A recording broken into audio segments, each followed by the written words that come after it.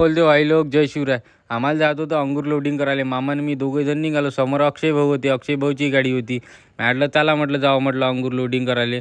तर मग केलो होतं ना यवतमाळच्या बाहेर. तर मस्त बिलकुल बागात आहे. पण हे अक्षय भाऊची गाडी. मग त्यानंतर पाहतो तर मामा गावामध्ये डिझेल टाकून घेऊ म्हणते. डिझेल टाकून घेतलं. सनचं आर्नीच्या टोलवर गेलो. डायरेक्ट गेलो पांगरीमध्ये. इथं सकाळी सकाळी पोचलो. त्यानंतर मामा गावामध्ये नाश्ता करून घेऊ म्हणते. मला ठीक आहे.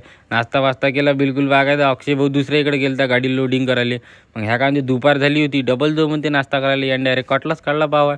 मग गेलो डबल नाश्ता करायला. नाश्ता गिस्ता केला. वापस आलो तिथून. मग मोठे मालक आलते होते सगळ्यात मोठेवाले. हे बघ हे मोठे मालक.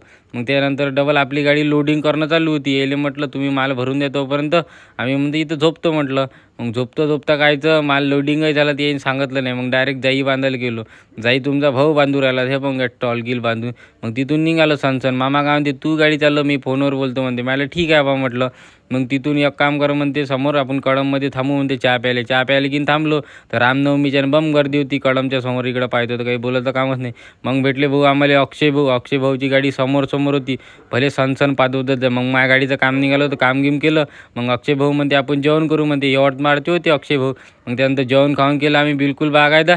तिथून निघालो मग घराच्या रस्त्यानं सनसन. त्याला मग आजचा ब्लॉग इथं संपवतो. बाकीचं उद्या बोलू. ऋषा बोलते लोगों के दिल के दरवाजे